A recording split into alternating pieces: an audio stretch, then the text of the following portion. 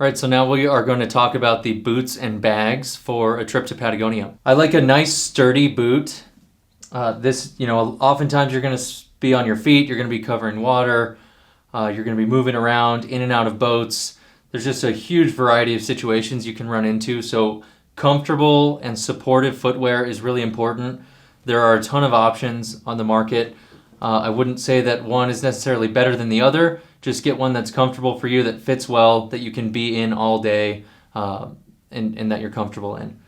You're going to generally want Vibram or rubber sole. I would say to avoid felt in Patagonia, and I would definitely say to avoid studs. Oftentimes the lodges use rafts and catarafts for their floats or on lakes, and having studs is an absolute no-go for the guides. It'll tear up the rubber, poke a hole in the boat. So just a basic rubber Vibram sole is going to have you covered. Depending on where you're going and when you're going, you're either going to be wearing waders or wet wading. So I like to have these wading socks for those days that you're wet wading. I wear a thin wool sock underneath, then I throw these on, and then my wading boot on top. That's going to have you ready to go and moving comfortably on the river. When you're in your waders, that same thin wool sock will go into your waders, and then the boot on the outside of the waders.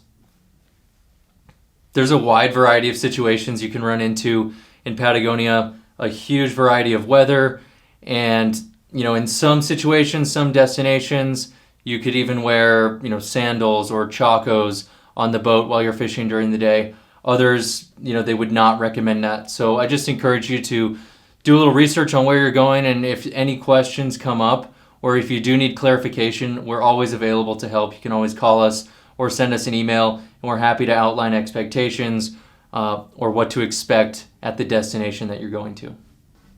Now we'll go ahead and get into some of the bags to bring to Patagonia. Again, depending on where you're going, you could be walking a lot or you could be floating a lot. Both of those are going to have different demands from a bag. If I'm wading and walking around a lot, I like a hip pack or a sling pack, something like this that's pretty lightweight, comfortable, but can hold, maybe a jacket, an extra layer, and some flies, my tippet, that kind of stuff.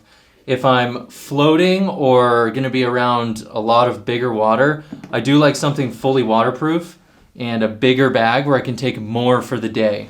If you're wading, a lot of lodges in Patagonia, you use the truck to get to the access. You fish for the morning, come back to the truck for lunch, so that's an opportunity to change stuff out, drop something off, pick something up, and then you go out for the afternoon.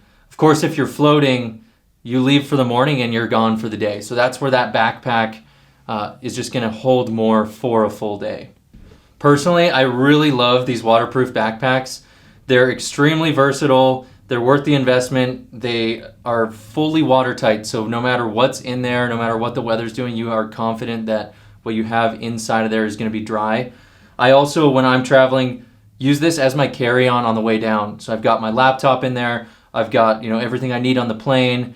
And when I get to the lodge, I unload all that stuff, put it in its spot at the lodge, and this becomes my day-use backpack that is fully waterproof, can hold everything, and I'm just confident that it's all in one place and safe.